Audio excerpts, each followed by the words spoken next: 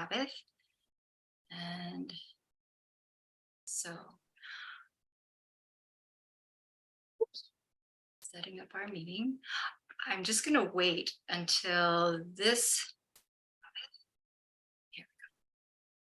So happy Sabbath to everybody. Happy Sabbath to our Zoom group as well as to our YouTube group. And we are here on another blessed Sabbath. We have John EverBlest with us here today. And I'm just going to spotlight you here for everyone. Thank you for being here, John. And John he worked as a respiratory therapist, and but I think that what he's known for most of all is for his extensive research about the health message, especially as it has to do with light therapy and this type of thing. And today he's going to share with us about Eden, God's magnificent automatic. What are you going to say? God's magnificent outdoor automatic healthcare system. Amen. Okay, so you can share with us, and why don't we start with a word of prayer? John, would you pray for us as we start? Sure. Lord God, thank you that we can meet still here online. We ask for your Spirit to help us understand this, to help us apply this to each of our different lives and aspects. I know that you are leading in this in all sorts of different people, sir. So we'll look forward to your workings here today. Thank you. Amen. Amen. Okay, so I'm going to remove my spotlight and we'll let you get started. Thank you. Okay, I'm going to start to share my screen. Give me a moment here.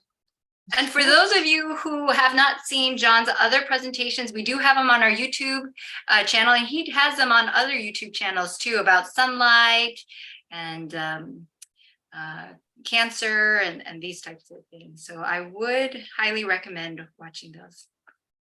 Okay. All right. Thanks for coming, everybody. I'm going to shut off my camera because it just gets in the way of my presentations here. So I'm gonna, where go to that? Oh, there it is. Okay, I'm also going to get all of that screen off. Okay, I'm ready to go. All right, here we go.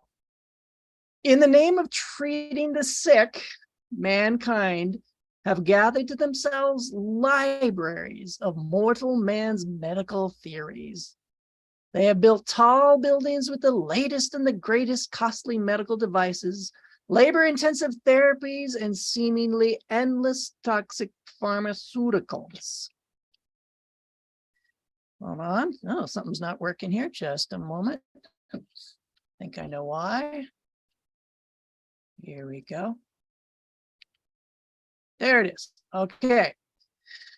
Yet, were we to slow down, step back, listen to that still small voice, we may discern a peaceful, beautiful truth that God has provided a better way.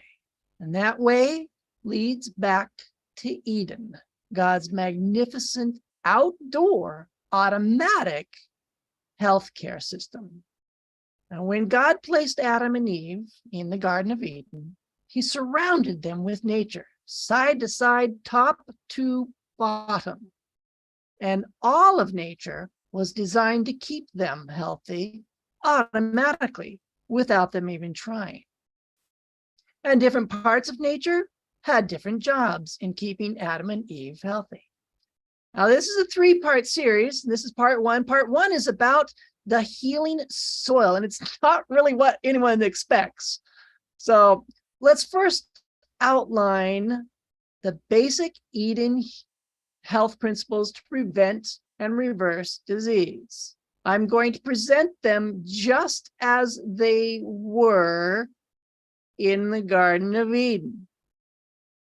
And you can extrapolate how they apply today. All right, here we go. Now, these principles that I'm going to present are simple. They're easy and restful and serene. Here goes. Number 1, live, work, and sleep outdoors. Number 2, full body sunlight and air exposure. Remember, God placed Adam and Eve in a garden in the sunlight all day, every day, naked, to absorb those automatic healing agencies of nature. Number 3, tend a garden. Eat a plant-based diet fresh from the garden. Drink pure, cool water. Sleep when it's dark. Live chemical-free. I say that: work when it's light, sleep when it's dark, live chemical-free. Yes. Live low stress. Walk barefooted. What? That's the healing principle? Hey, it's in the Bible. It was modeled for us, and it's a thing. And we're going to talk about that later on. Rest on the Sabbath. Marry someone nice. Talk with God daily. Marry someone nice. And don't consult with serpents. Yes, that is a healing principle. Think about that. Number 15, whatever prevents disease also reverses disease. Number 16, healthcare is automatic when we are in harmony with Eden principles. Now, God has given us many other detailed health principles. These are the basics of Eden. I'm not going to talk about each of one of these, just the outdoor components. So, working with the earth. Since this is about the Garden of Eden, we start with the garden and the very earth in which it grew. To Adam and Eve was committed the care of the garden, to dress it and to keep it. Genesis 2:15. Though rich in all that the owner of the universe could supply, they were not to be idle. Useful occupation was appointed them as a blessing to strengthen the body, to expand the mind, and to develop the character. Now, in this presentation, we're all going to try to unravel 4 little mysteries. 2 remarkable healing stories of history, and 2 remarkable inspired quotes from history. All 4 are related to healing from the soil. Our first mystery story: what would happen if violent, uncontrollable prisoners, hardened prisoners, were placed outside in a garden all day, every day, like Adam and Eve? Now, here's a video clip of that story. It's about a minute. Let me put this microphone right here. Here we go. Warden Reagan of Stateville Penitentiary in Illinois was a great believer in horticultural therapy. He was a guest on my TV gardening program on several occasions to tell of the work done by the inmates of the penitentiary. I also visited him on several occasions and was amazed by the beautiful gardens within the prison walls and also the very extensive prison farms. Warden Reagan stated on many occasions that it was only through horticultural therapy that he was able to rehabilitate some of the most extreme psychological cases, making them actually eligible for parole. He said that other forms of manual therapy, including painting and sculpture, done indoors, did not have the same beneficial effects. Maybe the results of the horticultural therapy were purely psychological in getting the men closer to nature and working with flowers. And maybe getting them outdoors into the natural sunlight may have been a very important factor, especially when consideration is given to how poorly the average jail cell is lighted. Boy, we could certainly have a good conversation on that topic. Now, the mystery that we're going to try to unravel is, how would flower gardening, and they also had a farm, make such a dramatic change in temperament? Was it just sunlight and fresh air? We'll come back to that question, but let's present the other 3 mysteries first. Next mystery story: a dying woman with a relentless, ceaseless cough meets the soil. She says, I know by experience the value of an outdoor life to those who are sick. Years ago, when living in Battle Creek, it was thought that I was dying. My friend said to my husband, Brother White, your wife will not live long. Yes, he answered one day, she would not live long if she remained here, but she is going away with me today. So accompanied by my son, Willie, we started in a phaeton, that's a carriage, for Greenville, 80 miles north. As I could not sit up during the journey, I knelt on 2 cushions placed on the bottom of the phaeton, leaning my head on my husband's knees.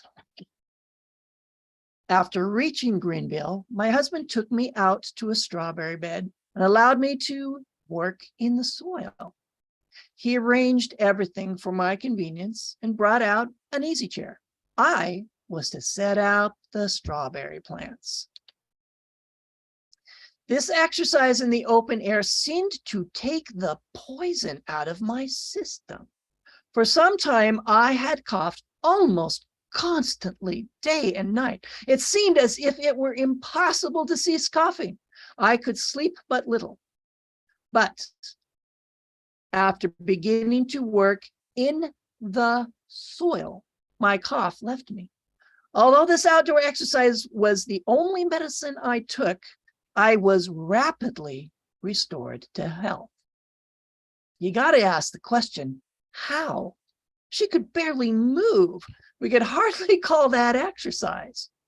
So what all was in play with her rapid recovery? And now we add those 2 mysterious quotes by one of the world's most prolific health reformer and author, the same lady whose story we just read. She says, everything at Loma Linda is fresh, wholesome, and attractive. The patients could live out of doors a large part of the time. By outdoor exercise and working in the soil, men and women will regain their health. Drugs will be discarded.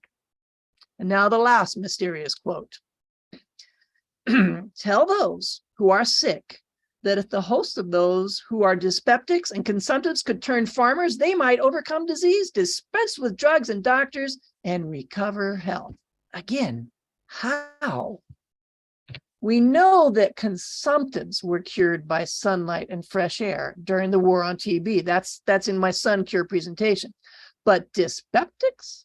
Well, dyspeptic is defined as, quote, of or having indigestion or consequent irritability or depression. Consumptive means tuberculosis. So how would working as farmers in the dirt solve indigestion, irritability, depression, and tuberculosis? How did that woman recover so quickly from her cough when she started working in a garden in the dirt? How did working in a garden in the dirt change the temperament of hardened principles? We know sunlight, fresh air, and exercise are powerful healing agents from God. But is there more to it? Something more down to earth, maybe? The 2 stories and the 2 quotes seem to suggest that the dirt itself may have healing qualities. Is there evidence that our health and well-being are connected to the soil? Well, what's in the soil? Vitamin B12 is in the soil. What does that do? Well, according to the Mayo Clinic, vitamin B12 plays an essential role in red blood cell formation, cell metabolism, nerve function, and the production of DNA. Food sources of vitamin B12 include poultry, meat, fish, and dairy products. Yet, in God's Eden healthcare plan, poultry, meat, fish, and dairy products were not considered food sources. So where did God intend that we human beings obtain our vitamin B12? Well, the following slide contains a few key excerpts from a very complex MIT article on B12 and the earth. I believe this article will begin to give us clues that may address the question of where did God intend that we obtain our vitamin B12? Here we go. MIT News. MIT biologists solve vitamin puzzle. Well, that sounds interesting. Vitamin B12 is the only vitamin synthesized exclusively by microorganisms. Okay. Number 2, B12 is produced by soil microbes that live in symbiotic relationships with plant roots. Oh, now we're getting somewhere. Number 3, B12, the most chemically complex of all vitamins, is essential for human health. And number 4, this guy still talking. He says, still to be explored is the question of why soil bacteria synthesize B12 at all, Walker said. Soil microorganisms don't require B12 to survive. And the plants they attach themselves to, well, they don't need it either. So this was left as a mystery to the author. So do you think it might be far-fetched to believe that God placed vitamin B12 in the soil for us? Could it be that we are rewarded with health automatically when we work the soil? We don't even have to think about it. Now, the next slide is another puzzle piece with B12 on it. Maybe that will help fill in the picture a bit. I had an elderly medical professional tell me recently that she was at a lecture a long while back from a Dr. Harding of Loma Linda School of Public Health. A question was asked about where we vegetarians are supposed to get enough vitamin B12 from. And Dr. Harding said, just walk through a barn, breathe the dust, you'll get all the B12 you need. Isn't that interesting? This puzzle piece definitely seems to be a part of this bigger picture that we're looking for, that we're putting together. All right, back to the councils on working with the soil. Let's see what else we can find. We're told a greater effort should be made to create and to encourage an interest in agricultural pursuits. Let the teacher call attention to what the Bible says about agriculture, that it was God's plan for man to till the earth, that the first man, the ruler of the whole world, was given a garden to cultivate, and that many of the world's greatest men, its real nobility, have been tillers of the soil. He who earns his livelihood by agriculture escapes many temptations and enjoys unnumbered privileges and blessings denied to those whose work lies in the great cities. And in these days of mammoth trusts and business competition, there are few who enjoy so real an independence and so great certainty of fair return for their labor as does the tiller of the soil. Could vitamin B12 be one of those unnumbered privileges and blessings? What else is included in those unnumbered privileges and blessings? What about that whole microbiome thing? Does it do more than just produce vitamin B12? Apparently, the answer is yes. Let's just summarize what it is and what it does. God created an unfathomably complex system of living organisms in the soil by which our health and very lives depend. It is a microecosystem or microbiome. When God made man out of the dust of the earth, that dust and its living microbiome became part of us. We were made from soil that was teeming with life. There are more of these microbiomes in our bodies than we have cells in our bodies, and they all have a purpose in maintaining our health and psyche. That microbiome varies according to where it is located in our bodies, our gut, our skin, our lungs, etc. Each has its own variation of that microbiome. According to medicalnewstoday.com, healthy soil is an antidepressant. Mycobacterium, I don't know how to say that next word, Vaccae, a microorganism found in soil, lights up neurotransmitters that release serotonin, a mood-lifting hormone. And it's far more than just an antidepressant. Turns out that our gut microbiome is the seat of our immune system. Who would have thunk?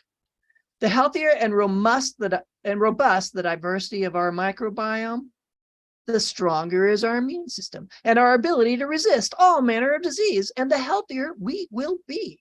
But the health and diversity of our gut microbiome is dependent upon the health and diversity of the soil where we live. If the microbiome in the soil is healthy and robust, those that actually manually work that soil and or live and work outdoors on that soil and eat the food that grows in that soil or drink the water filtered through that soil will develop healthy, robust microbiomes, making them magnificently resistant to disease. Alternatively, those that live and work indoors in these soilless concrete cities, eating exclusively of commercially grown foods farmed in poisoned, lifeless soil, will develop a weakened and diminished gut microbiome, making them much more susceptible to all manner of disease than those that live in the country.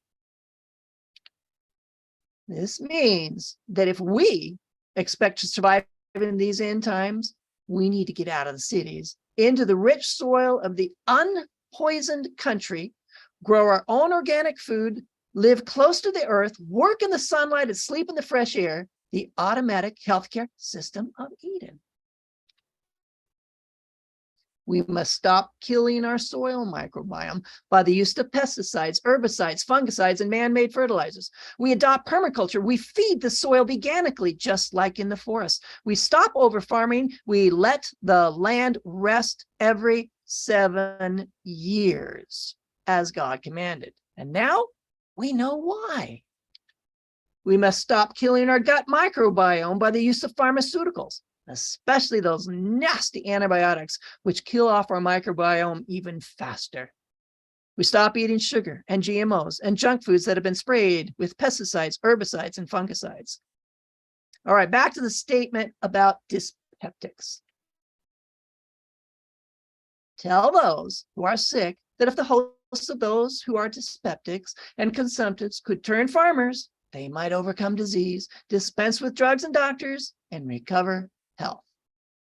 You know, a farmer engages in useful labor in the sunlight and fresh air, but the number one defining characteristic of a farmer is that he works in the soil.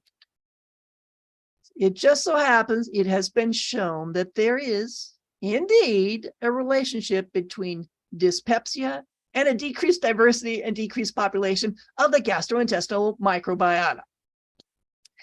And the respiratory system also has its own version of the microbiome, which could have a bearing on TB patients. So yes, working in the soil microbiome could indeed help explain that quote about dyspeptics.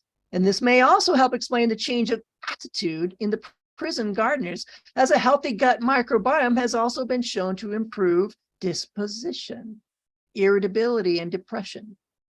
Yet, even the healing properties in the microbiome doesn't yet seem to address the rapid cure of the woman with the persistent cough, because the gut microbiome takes a while to grow the balance back. So, is there yet something else in the soil that might explain it? Something that provides a rapid healing action? Well, we have one more healing agency in Eden having to do with the soil, and it's my favorite Eden principle. I told you we'd come back to this. Eden's barefoot health principle.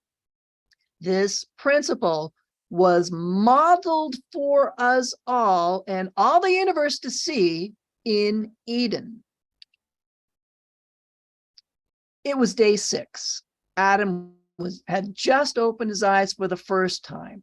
Adam was a notable exception. Instead of being spoken into existence, like everything else that had just been made, he was formed out of the dust of the earth. God stood Adam up upon his bare feet onto the surface of the earth, and God did not place shoes upon his feet. Then after Eve was created from Adam, God pronounced everything he had just made very good, everything working together in harmony. Now, when God makes a notable exception during a universal creation event with the whole universe watching, he's expecting that we take note of that notable exception and understand what that exception means. When God formed man out of the dust of the earth, instead of speaking him into existence, he was telling all sentient beings that mankind is part of the earth, the soil. Man is connected to it. He came from it. His food comes from it. His healing comes from it. And because of their sin, they would eventually return to that dust of the earth.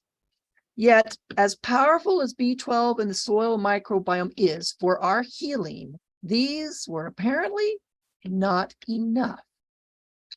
So, God created another powerful healing substance, invisible, odorless, tasteless, a substance which he keeps scattered all across the surface of the earth and the waters. This substance is absorbed automatically as man walks upon the earth barefooted, and it's instant. That substance is vital to our continued health. It has magnificent healing and protective properties that both prevent and reverse disease. This is why God did not provide mankind with shoes. Most of mankind has never even considered the notion that walking barefoot upon the earth was an Eden health principle until recently. And scientists are calling this lost Eden principle earthing or grounding. And it is exactly what it sounds like, just touching the ground, grounding. It grounds us electrically. Scientists are calling this the most important health discovery of all time. The magnificent, unbelievable disease-reversing properties of grounding proves that assertion is true. And we're going to go through some of those stories, just a few. And what is this healing substance I've been talking about? It's so simple. God's solutions usually are, right? The surface of the earth and waters are saturated with an almost infinite supply of negatively charged particles, electrons. That's all. This is not new science. The surface of the earth and waters carry a slightly negative charge. It always has. The very ground we walk on is God's original anti-inflammatory healing agent. Did we know that? It is perfectly balanced, and its healing properties activate automatically and instantly when we simply touch the earth. Just put your hands in the soil. Just walk barefooted in the grass. The longer we are in contact with the negatively charged earth, the more consistent the healing. God's outdoor, automatic, free, effortless healthcare. So, if grounding is so anti-inflammatory, then why is mankind still plagued with chronic inflammatory diseases? Well, because modern man has separated himself from the earth and have become chronically electron deficient. Who knew that was a thing? So, how did we become electron deficient? One, we left agriculture and moved indoors during the Industrial Revolution. Number two, we lost our electrical connection to the earth when, in the 1960s, synthetic rubber-soled shoes were invented. And now, 95% of people on this planet walk insulated from that negatively charged earth. This man here, Clint Ober, is the man of science that rediscovered this lost Eden barefoot health principle. This is his opinion of synthetic shoes. It's going to be hard to credit, but here it is. This was the single thing that happened that probably caused the proliferation of inflammation-related health disorders far and above anything else. This is the most destructive invention that man had ever made.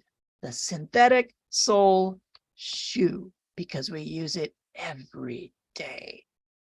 The solution to chronic inflammation has been right under our feet this whole time. Now, let's go to example number 1 of what happens when chronically inflamed, sick people are finally grounded.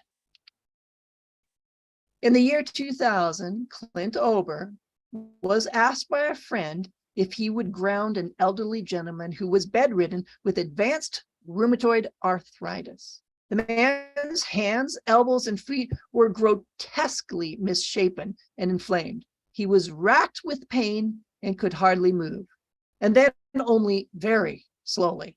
He was receiving comfort and at-home support from hospice. He was dying.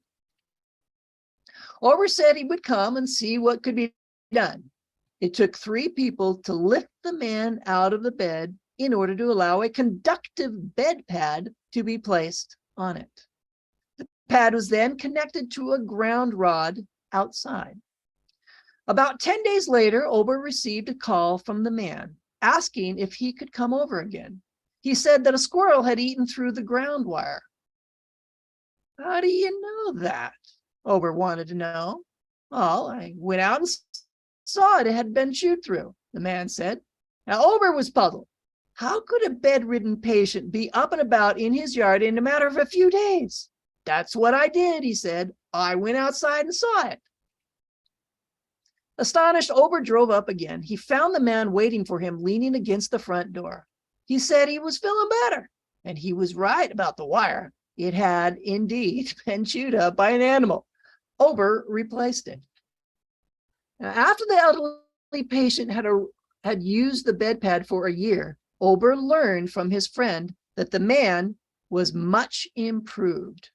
He was doing household chores, tending to his fireplace, and even carrying firewood into the house from outside. The swelling had gone down. He was stronger, and he moved, talked, and expressed himself with new liveliness. The friend said that the once bedridden man had told him, "I feel I no longer have disease in my body." The man continued to sleep grounded every night for the next 5 years until he died. This remarkable turnaround reveals the largely unknown fact that the ground represents the biggest and best natural antioxidant and anti-inflammatory that exists. There are countless magnificent health recovery stories in the documentaries and the book. That was just one of them, and that was tepid compared to some of the others. So, how does grounding reverse inflammation? I got this excerpt from the Earthing movie, and I got permission from the authors to do so. All right, this is Clint Ober speaking. Stephen Sinatra, who was a cardiologist from back east, was attending a convention, and we sat down with Stephen and told him the story of what I was doing. He said, "Well, if you are affecting pain, you need to be researching inflammation. You don't have arthritis, you don't have cancer, you don't have all these health disorders. What you have is chronic inflammation." Chronic inflammation, by the way, is different from acute inflammation. Now, this is Clint Ober speaking again. He says, "To me, at the time, inflammation was you sprain an ankle and it balloons up and gets red and sore and it's inflamed." But he says, no, inflammation is different from that. Now, back to Stephen Sinatra speaking. We have so much inflammation in the body, and it comes out in illnesses and inflammation. What was that word? Fibromyalgia. That's a big thing for this. We go to a doctor with all these complaints, but a lot of it is silent inflammation, including my specialty, heart disease. Heart disease? Well, it's an inflammatory process. So how do we reduce inflammation? This time it's being answered by James L. Oshman, PhD, biophysicist, and author of Down to Earth. He says, the most abundant protein in the body is collagen. It's the building block of our tissues. And we have gazillions of collagen molecules in our bodies. They are all embedded in a gel. This gel has a huge surface area, and it absorbs electrons and releases them when you have an injury. It's getting interesting here. Clinton Ober speaking again. Inflammation is produced by neutrophils, which is a white blood cell. You have an injury, you have a damaged cell. And so these white blood cells come over and they encapsulate the damaged cell and they release reactive oxygen species, which rip electrons from the damaged cell, and that destroys the damaged cell. Hey, that sounds great. Now, James Oshman speaking again. White blood cells release free radicals at the injury site, which chew up any pathogens, bacteria, or dead cells. They clear the area. It's called the repair field. It's the place that needs to be repaired. Without earthing, some of those free radicals that are released into the repair field leak into the surrounding tissues. If there's not enough free electrons there to reduce the remaining radicals, they're going to steal an electron from a healthy cell and in the process damage it.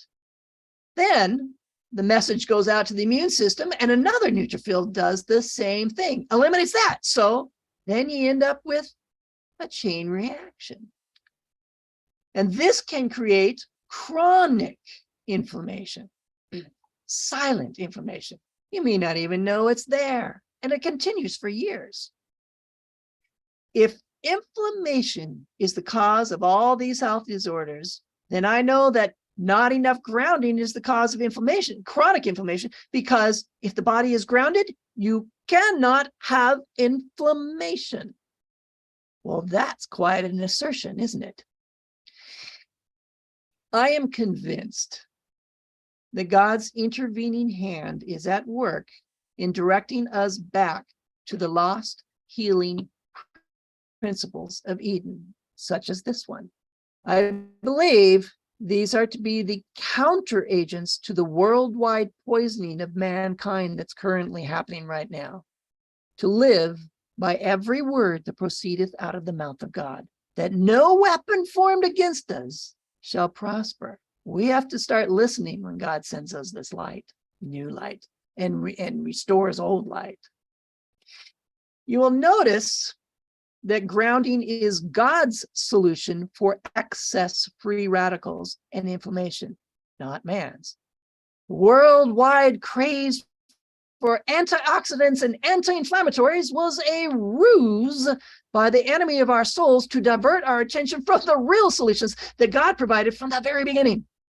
All we had to do was keep ourselves connected to the earth and stick to our original plant-based diet.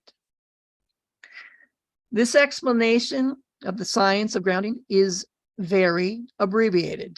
Please acknowledge that this is very abbreviated and simplified, and thus somewhat lacking. However, Clint Ober has a much more elaborate explanation in his book. He's got a whole chapter on this, but it's more than 2 pages long, just explaining how this works.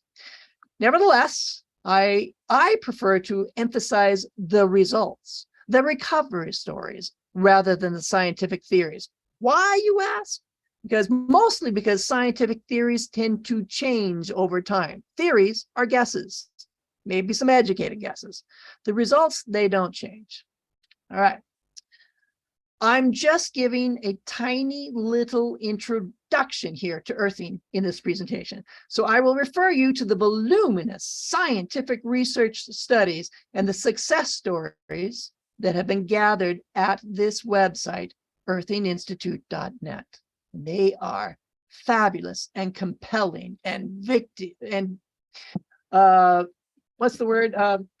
That's it.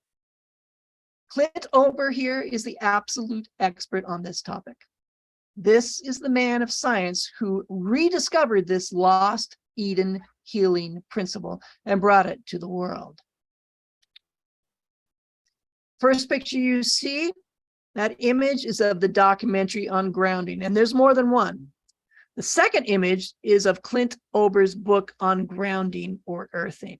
Now, without these non-Christian authors realizing they were doing it, they were pointing people back to the lost barefoot health principle of Eden and God's magnificent outdoor automatic healthcare system. Now, Some Christians have rejected this healing principle because the words grounding and earthing sound New Age to them. So they reject God's command to test every spirit, and then they miss out on the healing benefits. I wrote that as simply as I could. If grounding is truth, it can stand scrutiny. Now, just because New Agers may try to attach their particular spin on earthing doesn't make earthing mysticism. They try to attach their spin on every one of God's health doctrines.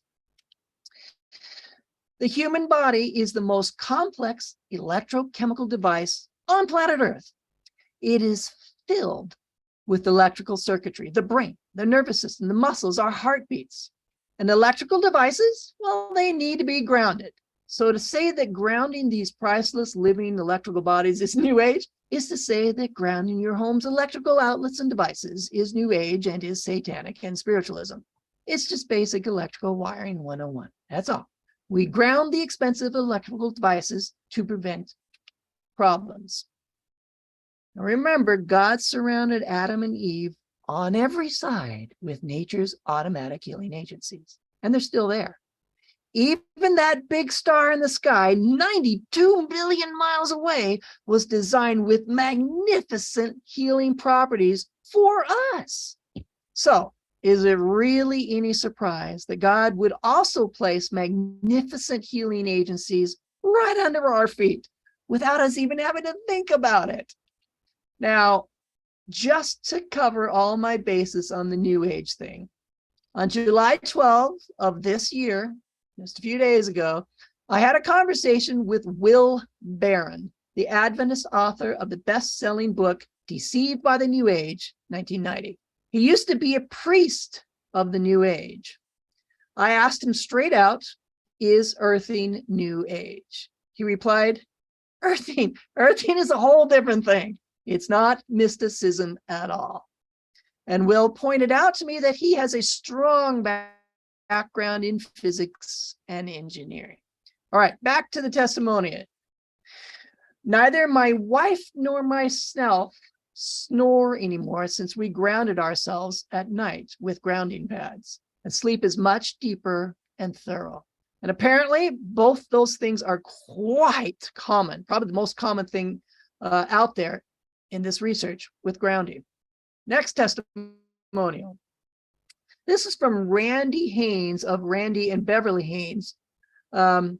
This is from the Med Missionary blog. I started this topic in a conversation there a while back. He said, I believe that getting my hands and feet in the soil while gardening, as well as lots of sunlight, were the key things that got me over hyperthyroidism about 8 years ago.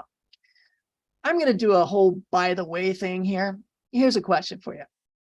What branch of our modern healthcare system has proven to be far and away the most indispensable and effective in preventing and reversing disease? I'll give you a moment to think on that. The answer? Organic farmers. They are the branch of our modern healthcare system that has proven to be far and away the most indispensable and effective in preventing and reversing disease. Randy and Beverly Haynes are Christian organic farmers in British Columbia, Canada. They have a ministry up there. From my perspective, that makes them the most effective, practical, down-to-earth medical missionaries I know. Indispensable healthcare. All right, so much for my opinion. Here's the next testimonial. This is also from Med Missionary blog. Our Creator knows what we need and has placed it in nature for us. Simply earthing regularly is anti-inflammatory, pain relieving, peace giving, and nutrition boosting, plus so much more. My dad, who's 90 now, has earthed regularly for several years, and it has helped regulate his arrhythmia and boost his mood. I feel so much better after I do my earthing. I feel less pain and moreover, all balance in my whole being. Praise God for giving us what we need even in the dirt. Grounding is not just the best anti-inflammatory. It is also the best natural blood thinner without the deadly side effects that come with pharmakeia. Wait a minute. That can't be right. We are told that water is the best blood thinner. Well, that's true. We were told that. Therefore, grounding must be one of God's backup systems. Water thins the blood by diluting the blood naturally. So, how does grounding thin the blood? It's kind of fascinating. Here it is. Electrons from the earth enter the body and coat those red blood cells so that the cells repel each other, and then they cannot clump, and the blood viscosity goes down. It's easier for the heart to pump the blood. The blood pressure goes down. All kinds of cardiovascular issues, they go away. And I took that from the Earthing movie. Now, let's be skeptical for a moment. Just because they make these claims doesn't necessarily mean it's true, right?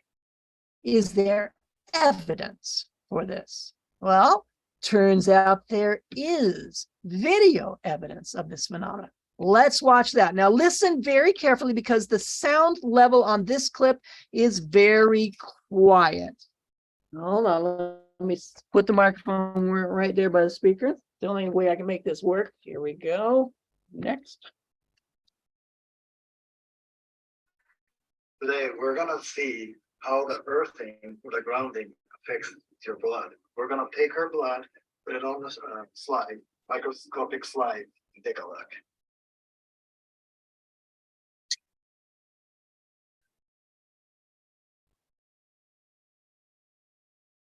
As you can see, all her red blood cells are stacked up. This is called a stacked up cell.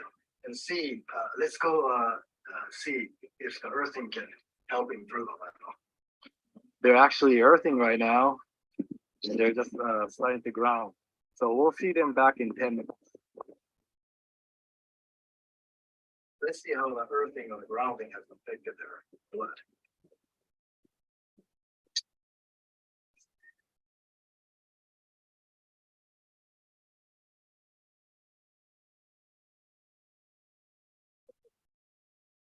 As you can see, the blood, before and after the earthing, it's obviously changed. So after you do the earthing, the blood can circulate better. This is a good example. Yeah, what'd you think of that? That is amazing. We are truly fearfully and wonderfully made. When we are not grounded, blood can clump together. When we are grounded, our blood does not clump together. Blood flow is faster, easier, blood pressure goes down, which relieves strain on the heart, and oxygenation is better and easier and faster. Thus, healing is faster. Think of the applications for this for our patients. This video also demonstrated the principle that we get stocked up on electrons when we touch the earth, like they talked about with the collagen. We need not be constantly touching the earth. The electrons are stored in our collagen until needed. You saw in that video that the lady simply grounded for 10 minutes and then went back inside and her blood was tested while she was ungrounded, had her shoes back on. Yet the red blood cells continued to repel each other, even though she was now ungrounded. That's because her body restocked itself with electrons. All right, the next healing story is from a testimonial from the comments section on YouTube under the Earthing movie. Today, we're gonna. This person says, this one is fabulous. I fractured a vertebrae in my neck when I was a kid. It didn't heal properly, and it became massively arthritic. I have had chronic pain and headaches for 30 years. 30 years. So you know this is going to be a good story, huh? I got a simple grounding mat to put my feet on when I'm sitting, and I have been using a grounded pillowcase to sleep on. After about the third night of using the pillowcase, I noticed that my neck appeared to be completely healed. 30 years solved in 3 nights. The pain was completely gone, and my range of motion increased easily by at least 20%, and with zero pain. For this was nothing short of miraculous. I think we all agree with that. I am completely addicted to earthing. There are boatloads of science and wonderful health recovery stories in Clint Ober's documentary, book, and website. But this is just a tiny little introduction to grounding.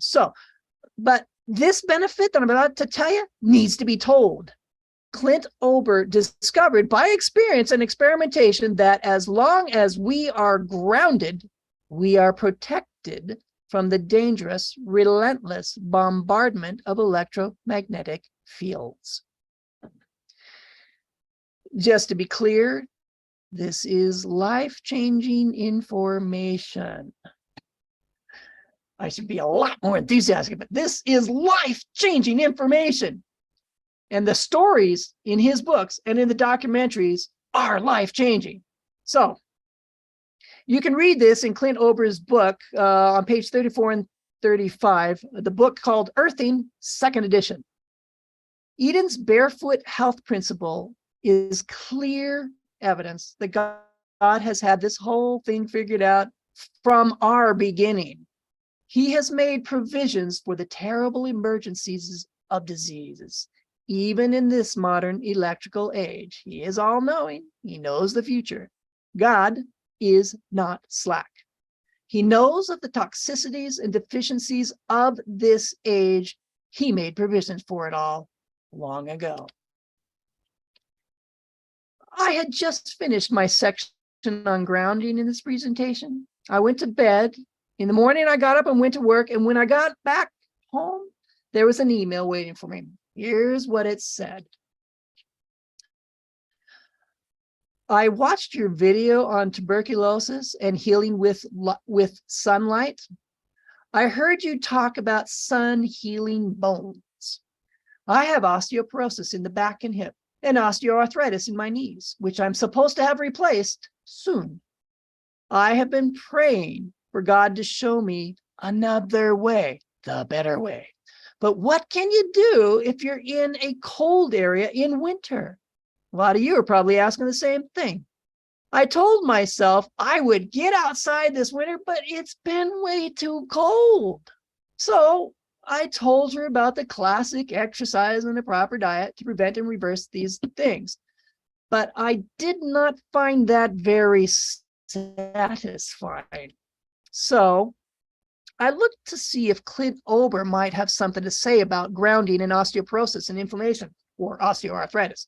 I found a page on his website, earthinginstitute.net, on osteoporosis, which I included in my answer to her. There were 4 healing stories. I'll just retell 2 of them, short ones. From a woman, 56, in England, 2015. I broke my back a few years ago and was, at the time, diagnosed with osteoporosis. I refused biophosphates and calcium and was too lazy to take up weightlifting. However, I had my bones scanned again recently, and the results showed a remarkable improvement. I no longer have osteoporosis. I have been grounding for about a year. Next person, 65 years old, retired nurse, Indio, California. When I first began grounding, I did not have the immediate results that I have read about others having. In fact, I felt worse. I had more fatigue and pain. I have an autoimmune condition, ankylosing spondylitis. That's pretty horrible. Chronic pain, as well as migraines. You, however, encouraged me to hang in there, that it would get better. I continued grounding at night and during the day when I laid down. I have been grounding almost 3 months. The changes have been very gradual. When I started, I was walking 20 minutes a day and struggling to do that due to overwhelming fatigue and pain. I have osteoporosis, and my doctor has been pushing me to go on medication for it. We're going to learn from this what other medicines we don't have to use anymore. I have resisted because of all the side effects associated with these drugs. Smart woman. I have been taking supplements to strengthen my bones, though my doctor said that it won't make much difference. I was on supplements before my bone scan 2 years ago, and my results showed my bone density was less on supplements. I had read that grounding may help with osteoporosis, so that was my motivation. I kept putting off my bone scan to allow more time to ground. Then my doctor refused to treat me any longer if I didn't get my repeat scan and go on meds. Sounds familiar?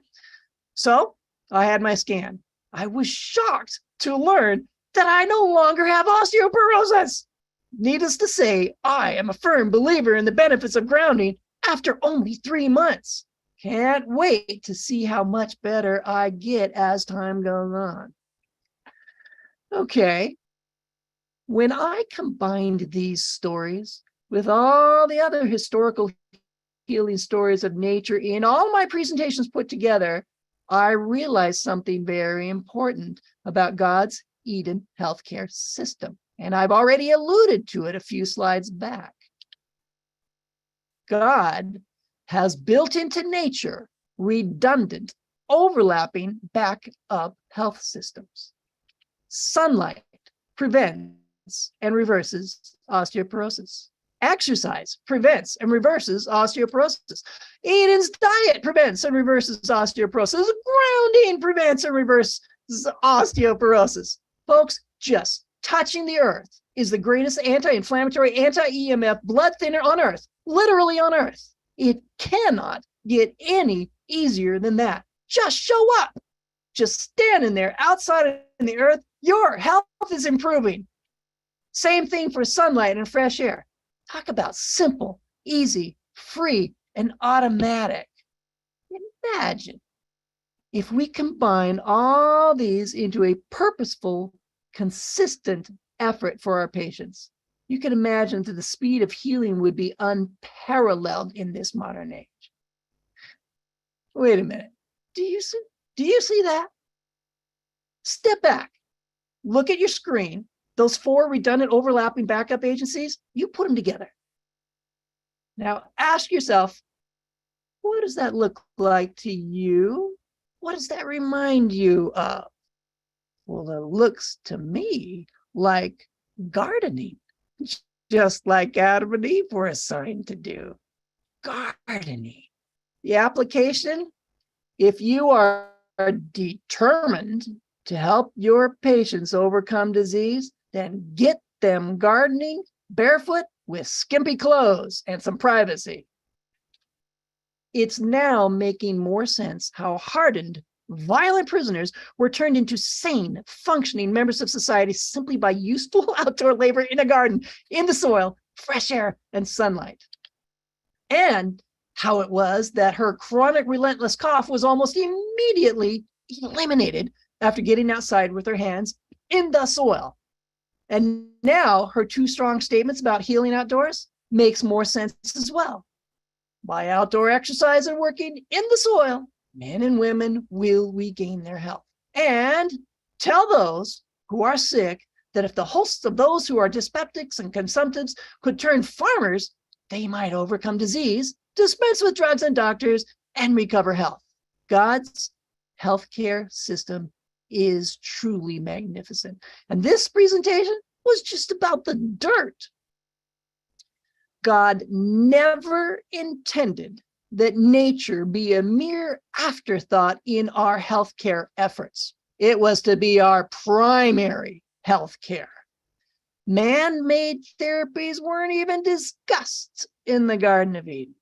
No more placing mortal man's medical theories and therapies above God's specified healing agencies. We are fearfully and wonderfully made. Therefore, we require a healthcare system that is also fearfully and wonderfully made. God's magnificent, outdoor, automatic healthcare system. He is leading us all back to this better way. And the dirt, was just the beginning. Part 2 and 3 address more of those magnificent automatic healing agencies of Eden and more wonderful stories. Part 2 is acclimating to outdoor living, outdoor healing, and it's so much more than that subtitle suggests. Fascinating stuff. Part 3, treating cancer Eden's way. And it's not what we've been told. So I invite you all to come hear the remarkable healing stories. And that is the end of this presentation. Thank you for listening. Let me close that down. Tell me she's, where's, go back over here. He's down. Oh my God.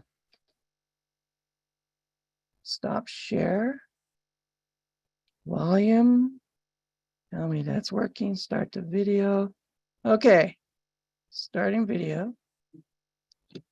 Wonderful. I can't seem to start that video of my. You can't. There. Oh, now you're back. Okay. You're back. Okay. So this is, I think that this is very interesting information, isn't it? I do have this book. I went to a lifestyle center 2009, 2007 or something like that. And that was the first time that I had heard about that. And to be honest with you, when I first heard about it, I was, as I'm seeing some of these comments here, there are some people who are feeling a little insecure about it just because I think these things are written from the perspective of people who aren't Christians necessarily. And so there, as you mentioned, there is the desire to be cautious, which I think is good. I think is good to be cautious. We need to be careful. Yes. And so, someone is saying here that there's a big difference between walking barefoot on God's earth and putting hands in the soil, being outside in the sunshine, which are all God's natural remedies, versus using a grounding mat or a pillow. This information comes from non-believers, and it does not feel like it comes from God.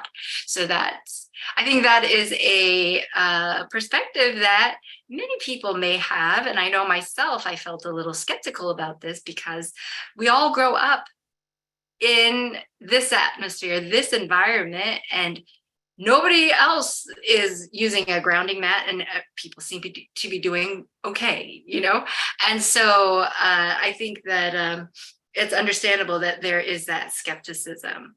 I would say, though, that, for those of you who don't know, I suffered a pretty severe traumatic incident, 2019, I think it was, that I had a spinal cord injury.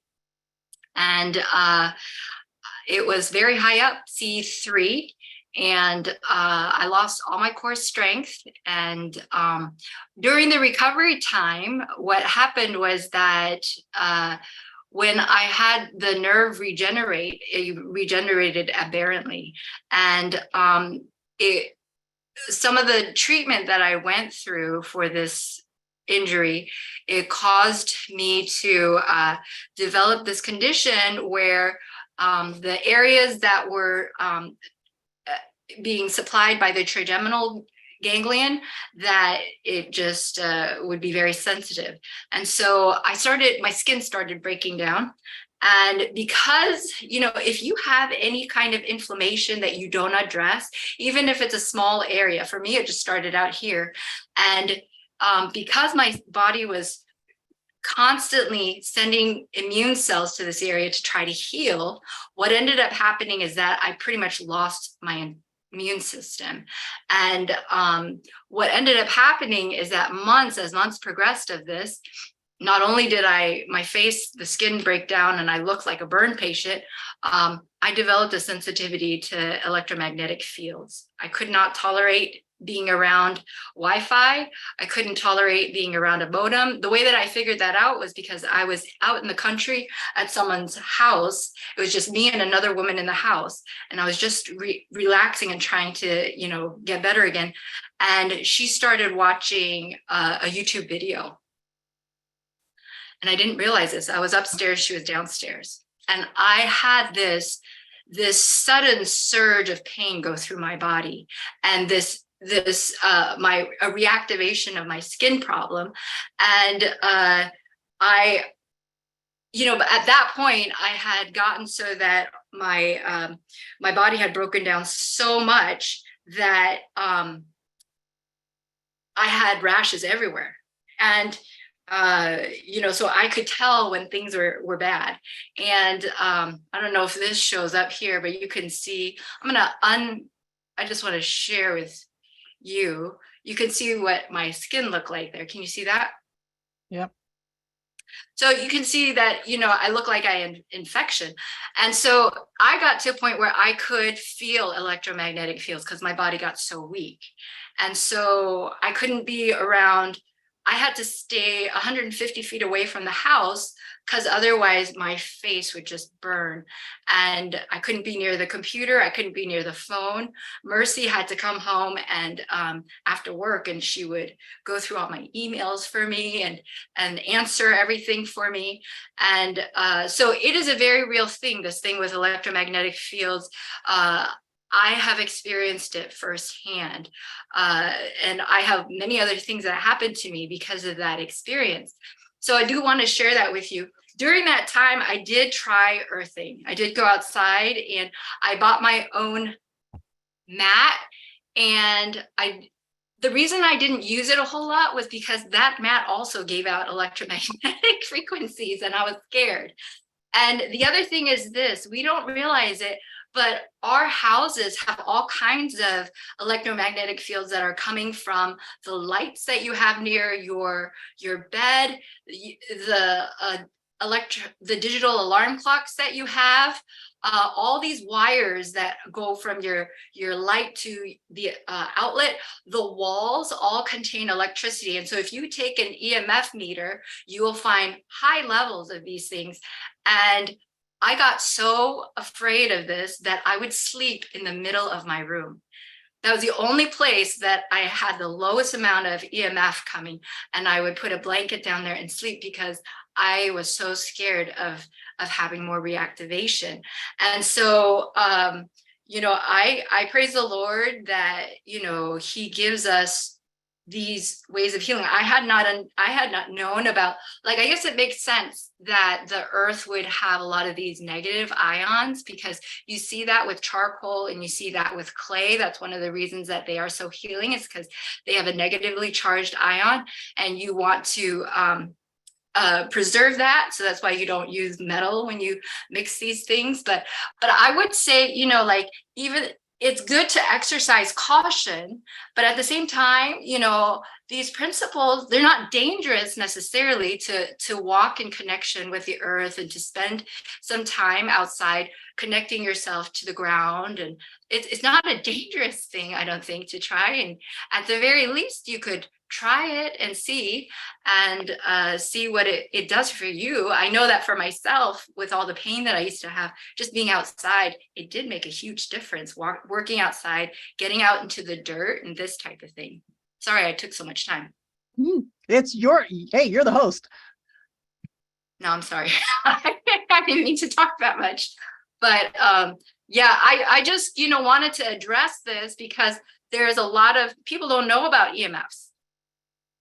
People don't know about some of these things, and there's a lot of skepticism as to, is this truly a problem or not? And I think it is. And I think, you know, just having some of these other things to be possible solutions for EMFs, electricity, and some of these other things that are thrown our way is very invaluable.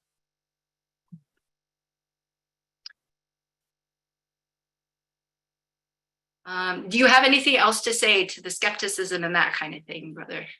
Well, I pretty much addressed it in that presentation. I'm interested in some of these questions I'm seeing here. I'm only seeing one Why at a don't you time. read one?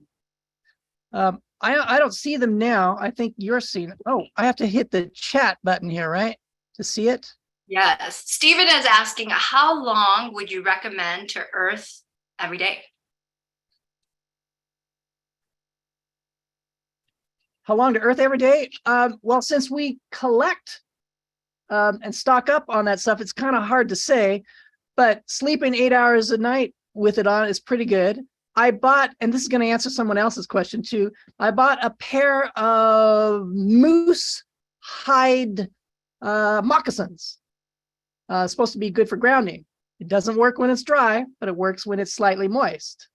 That's pretty easy to fix. It can be grounding that way. So that I could ground during the day. So when I mow my lawn, I do it barefoot. Nice backyard. Don't do that with front yard, but I do it in the backyard. Whenever I can, I will. Oh, also, when I take a bath or my wife takes a shower, we're grounded because those pipes are grounded. And I tested it with the meters. Hey, yeah, that's grounded. The water So grounded. when you order these mats from the company, they send you a little device that you're supposed to test your socket. And Yeah. so would you, I mean, like I tested my sockets and all of them look to be grounded. Would you say that that's probably true, that most sockets are going to be grounded properly? Nope, mine wasn't. Mine's an older house. Even new houses, some people just do it incorrectly. I had one outlet that I tested one day, and it was grounded solidly. I tested it a week later; it was no longer grounded. So I used another socket right behind me here, and it wasn't grounded at all. So I went down to the basement, found the ground wire, and attached it to a metal water pipe with a clamp solidly. Yeah, solidly. I mean, that's not dangerous. And it was just a grounding wire. There's no electric. Oh, just a grounding wire. Yep. I would have to know what a grounding wire looks like, right? They're all labeled different colors, right? I know, right? Yeah. I'm not an electrician either. It's someone have a comment on that? Yeah. So I try to get showering. We'll do it. I have grounding mats in the bathroom, in the kitchen. Oh, it should have at this desk. Mostly I So get it. these are grounding mats that you've gotten from the earthing company? Yeah, from Clint Ober. Other people have making them too, but I figured this guy gave us the information. I'll support him. Yeah. Now, some people may be wondering, why would you want to do a grounding mat? I think maybe it's because of all the electricity around you and everything like that. It might help protect you from that, because being in the house is not necessarily a place that's necessarily safe, especially with, the meters and the wiring around you and all that kind of thing. And so, it might be helpful. Yeah, that's why I have them there. We didn't have any particular diseases that we're aware of. The only thing that changed with us was that we don't snore anymore once we've been grounded. Oh, that's wonderful. That's wonderful. I'll have to take out my mat again and check out my outlets here at my home here, because I moved to a new place since then. Now, Sophie is saying, when we say grounded pillows, do we place them on the ground and sleep with them at night? No, this would be actual. So these mats and these pillows and these blankets, they have a little wire that you will then take and you'll plug in, and it will connect you to then the ground. Is that correct, John? Yes. And someone's bound to ask this, but it is better to ground these devices, these mats, with a wire out the window or whatever into a copper pipe that's actually deep into the ground, rather than the outlets in your house. There's less disturbances, less possibility of error, etc. I've heard. There are some places, like in the city, I've been reading in your book here, that book, that some places the electric company takes excess electricity and runs it back down into the ground ruining the grounding effect for people. Now, the people up there in British Columbia, in Cherryville, when they're trying it, they tested their ground and it has 0 voltage in it. That's rare, but they're out in the country. Wait. So how do you test your ground to see what your voltage is? How do you test it? I don't know. It's Clint Over describes how to do that. I didn't actually do it because I didn't have that particular kind of meter. So I don't know yet. So Monica asks, what would you do about these mats during a lightning storm? Now that's the odd part, isn't it? That's the dangerous part. During lightning storms, or if you anticipate one, you unplug it. Just like you unplug your devices that are also plugged in and even grounded. An iPhone is asking, how about if you spray your in your yard for ants? Oh, like if you're using pesticides and that kind of thing. Yeah, no, I don't do that.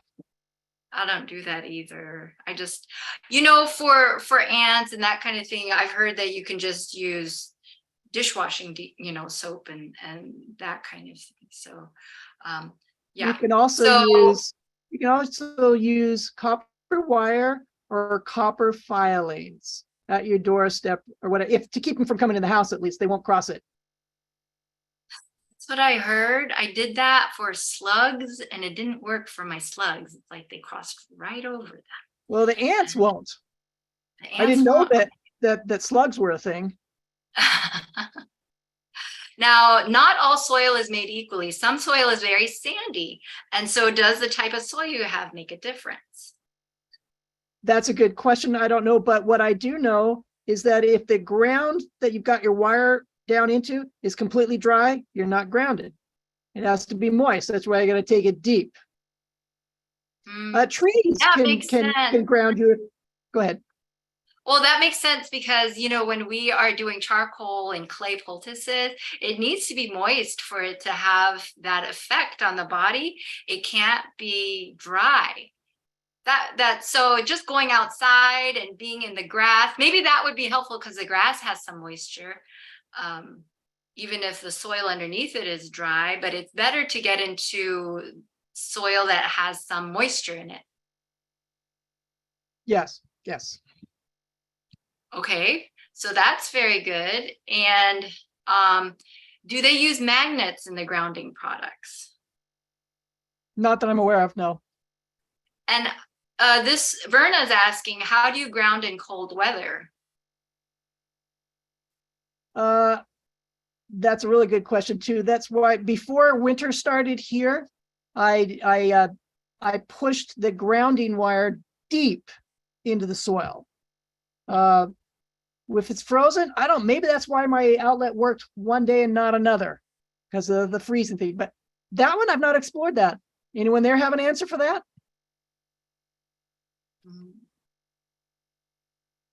And then someone's asking, flip-flops are not good then for grounding. Like they're saying grounding shoes have some metal in them to connect you to the ground. Is that true? Some do, yes. If you have leather and it's slightly moist, they will work as grounding. That's why for most of 6,000 years, men were grounded, even though they wore leather sandals. And Brother Darren Greenfield, he said he recently learned about grounding and now sleeps with a grounding sheet. I've heard of other people sleeping with a grounding sheet. I sleep better. I can feel a tingle when I lay down. So that's very interesting. That's a good testimony. And there are websites you can go to, just Google grounding and that kind of thing. You can find out where to get them. Now, someone's asking this. I have an electric heating blanket. Is that the same thing? That is not the same thing. That electrical heating blanket will send off its own electromagnetic radiation. I don't think electric heating blankets are necessarily healthy, to be honest with you. A grounding blanket or sheet or a mat, it has to be connected to a socket that is properly grounded. And as John was saying, if you take that and you connect it then to a wire that goes directly into the earth, you're saying to take that Probe. probe that they give to you, and then you attach it to a metal wire, and then you attach that metal wire to a copper stake that you put down deep into the earth. Is that what you're saying to do? Yeah, something like that. Yeah, just typically, I mean, you just get a copper pipe, plumbing copper pipe, bury it deep, and then clamp the grounding wire to the top of it tight. So when you get your device from the company, I can't remember now what that end piece looks like that's supposed to go into the socket or whatever. It looks like a metal thermometer.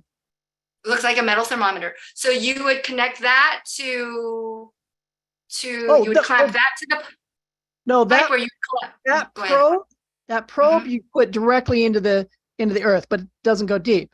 Yeah, Or and you can just it can't go that fast and- far either. It can't go that far because, Yeah, it like, can't go say that that you far. have, yeah. So how would you get that from the mat to the window outside down? I believe there is an adapter for it that you can. I've not purchased it, so it's not in my mind. But some people they take a just copper wire and connect it to whatever probe there. I don't know. I know he's got a solution for it where it can connect right to a pipe. Okay, Yeah, very Cradover good. talks about that. I've just never done it. I find that this is Ildefonso. I find that walking barefoot outside after meals or standing on a grounding mat washing the dishes reduces some of my digestion discomforts. Oh, that's very good information. DBS is the concern with attracting positive electrons rather than the negative electrons, which are healthy. What is the science of this? Does grounding draw away positive electrons from the body in exchange for negative ones from the earth? I don't know. I don't think so. I didn't come across that in this book or in the documentaries. Mm-hmm.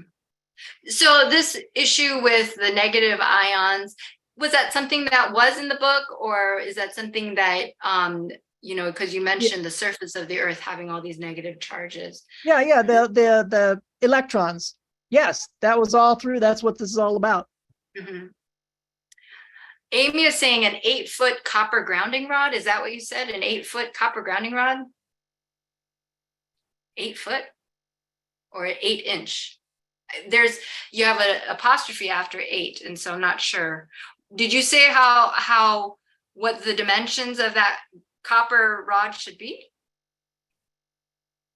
Brother John? Oh, no, I didn't say the dimensions. Just deep. 8 foot would certainly do it. Or yeah. So when you say deep, what do you mean by deep? Like, I was thinking like 2 feet at the most or something.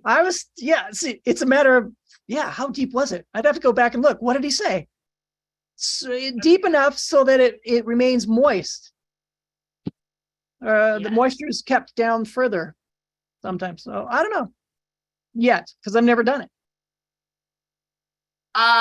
Would this help people who are suffering from ringing in the ears? Turns out, do you have an answer for that, Doc? With ringing of the ears, this is the thing. A lot of times we're looking for one solution for many of these problems. Ringing the ears, what's going to help with that? Well, it depends on what caused you to develop the ringing of the ears. And so for people with TMJ, just the positioning of the jaw and this kind of thing, it's going to impact the nerve and that type of thing. Will this help all people with sleep apnea or that type of thing? Well, it depends. If you have a structural issue, it may not, and so you have to look to see what the problem is. But the principle is this: it's going to help decrease inflammation overall. And so it may not totally help with your specific issue, but just like with all these other things, when we talk about the diet, people are always asking, what do I do for rheumatoid arthritis? What kind of diet? What kind of diet for fibromyalgia or hypothyroidism? The important thing is you want to decrease inflammation overall so that the body has the ability to recover. And so that's what we are doing with all of these lifestyle practices. And, but of course we want to say, while we are focused on all these things, you want to keep the focus on Jesus and ask him to give you wisdom as you are going through all these things, because it is not just any one remedy. It is that we are seeking Jesus for wisdom on how to make it through this life. So would this help those who are suffering from ringing in the ears?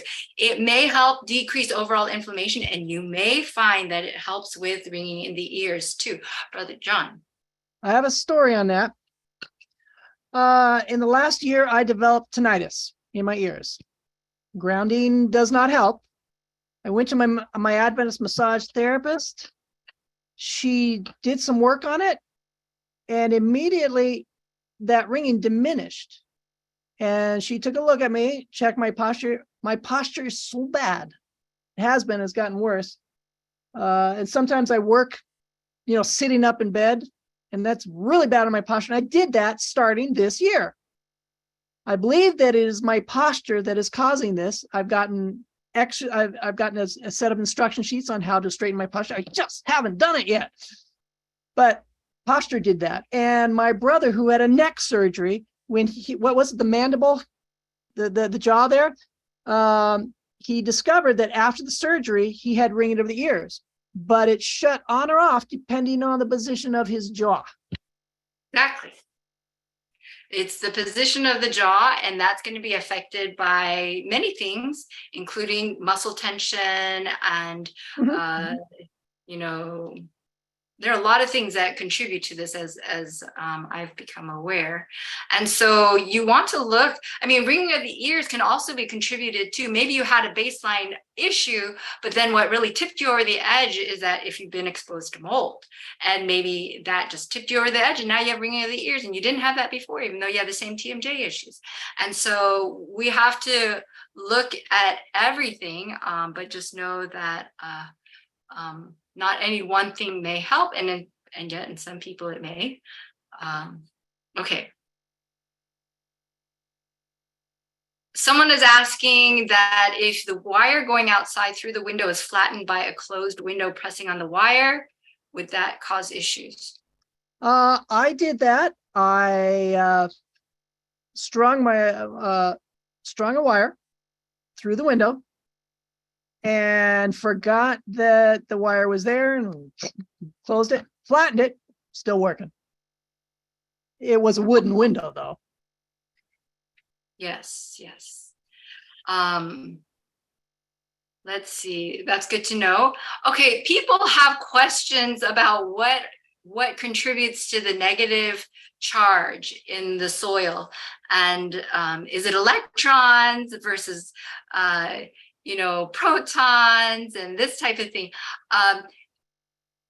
There is probably, it probably has to do with like all the different minerals in the soil and how they contribute to each other. I don't know enough about this because I have not been studying this. I don't know if anybody else does, if Brother Darren knows, or if you know, John. I don't. Let me read what I'm just Googled here. It says here that soils are composed of a mixture of sand, silt, clay, and organic matter. Both the clay and organic matter particles have a net negative charge. Thus, these negatively charged soil particles will attract and hold positively charged particles, much like the opposite poles of a magnet attract each other. So, soil is negatively charged because of the substitution of silica by aluminum in the mineral structure of the clay. So it has to do with the different minerals and the balance of it, apparently. Okay, so. Here's something here from Darren Greenfield's iPhone. Okay. Do you see that there? Can I read that? Go ahead. Do you want to read that? Yeah, do you see it? You can read it if you see it. It is interesting that there are microvolts naturally in microbial active soil. Planting the E.G. White method triples the amount naturally there. Also, one university went to Africa and set up a system that remote home could have LED lights from electricity generated from the soil. I remember that our friend, now I'm blanking on my brother's name. I know he's the one that told me about this.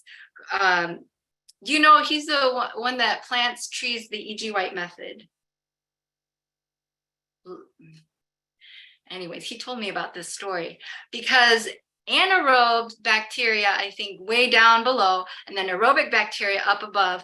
And apparently the difference in charge that they have. So when they trenched something through, and they had a wire up on top and a wire below, and then they connected these circuits, and it allowed for them to have enough electricity to give people light. And this, I think, is what Brother Darren is saying. Brother Darren, if you could, do you have a reference to that story? Because I've always been interested in finding that story. And this is the other thing about electricity that people don't understand, is that electricity, apparently, there's so many ways to get electricity and energy cheaply and even freely. And many of these ways are outlawed. You're not allowed to research these or to do these. And I think it's because of the desire for companies to profit from energy and that type of thing. And so it's really amazing that God has given us a way to have electricity and to have some of these things in a way that doesn't cause harm and that type of thing.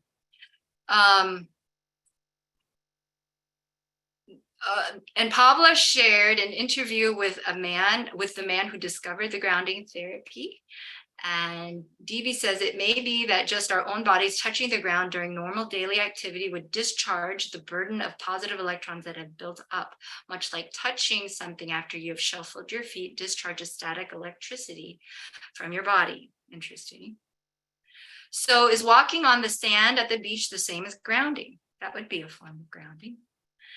And DB was saying, I was thinking of the spraying of aluminum and other metal particles in the air by chemtrails has changed the natural electrical balance available in our soil. It has changed the microbiome and is killing the life in the soil, thus changing the benefit of grounding and gardening over time.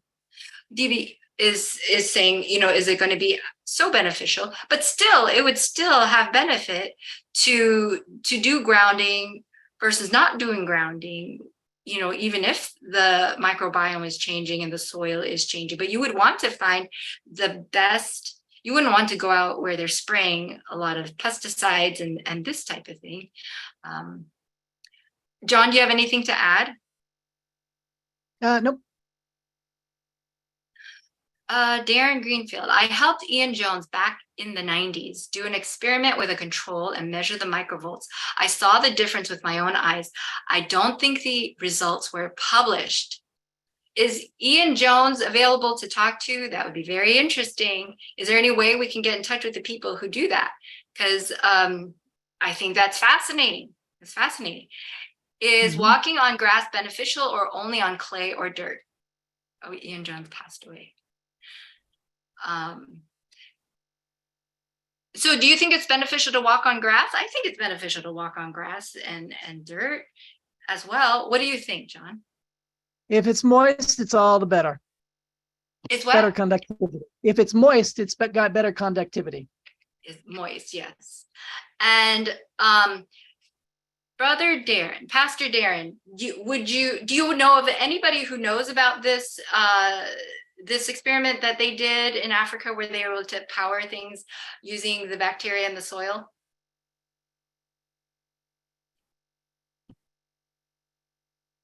And SJ says, I hesitate to walk outside. Oh, Brother Darren, you want to unmute? Yeah, go ahead. Sure. Hi.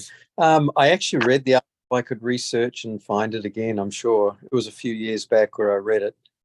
Oh, you did read it? Yes, about the electricity for LED lights. Yeah, please. That's so fascinating. That's so fascinating. Yeah. They were making some compost and putting it in the soil, and then that was generating the microvolts. Amazing. Thank you so much. Thank You're you. welcome. SJ says, I hesitate to walk outside barefoot because we have chiggers and centipedes. Oops. That is something to think about.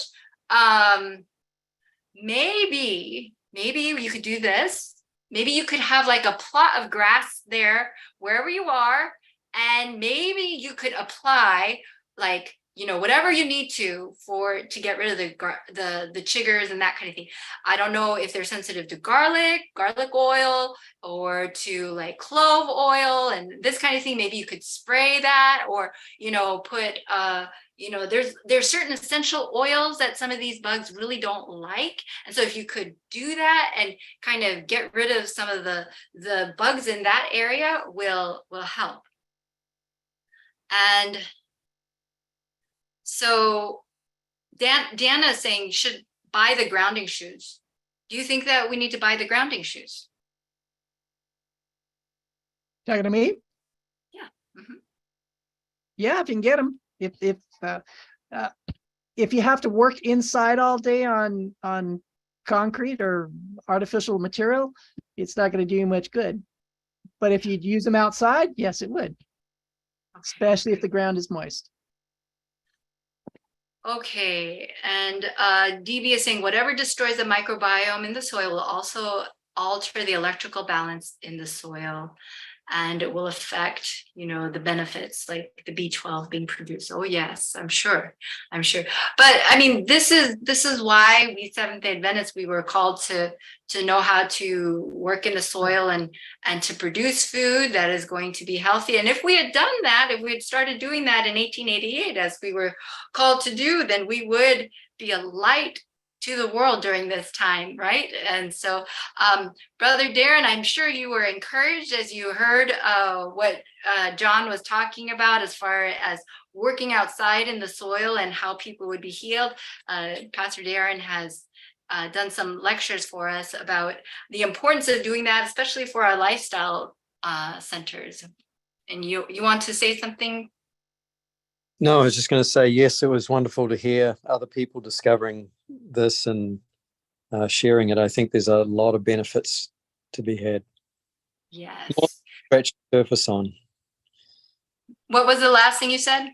More than we are scratching the surface on. I think there's a lot of unseen benefits that are yet to be discovered. Yes. I would agree. Yes. I would agree. And DB says, my sense is that soil near the water would be best at delivering the grounding benefit. I think so, because then you're getting the benefits of not only the soil, but also the water. You know, being near a waterfall, being near the ocean, you're going to get the ocean spray and that kind of thing. So yes, definitely, it's going to be very beneficial. Well, thank you, everybody. It was a very interesting presentation by Brother John, as well as, you know, the discussion that we had afterwards. And so, yes, I think, I'm not sure. Let me see what happened in 1888 for the health message. I've heard that the message of righteousness by faith was shared and rejected, but I've never heard about how the health reform message was affected. You know, that is the whole point of why we are talking about all of this, because it was affected, because if our understanding of righteousness by faith is affected, it will affect your understanding of the health message, because the health message it's just a practical illustration of the gospel. And so, yes, John, did you want to say something? Yeah, I like your take on your angle on that. My angle would be the presentations that I have online called Deceived by Pharmakeia, part 1, 2, and 3. Deceived by Pharmakeia is actually goes through the rise and fall of our health message. Pretty interesting. Okay, very good. So we can just look for that on YouTube. Yep. Deceived by Pharmakeia. And Pastor Darren, he just put the link for the lighting from the soil. It doesn't really describe how they got to this point. It just describes the soil lamp. That's what I see. Soil lamp, unless it does so earlier. But I'll ask you about that, Pastor Darren, and then we can share.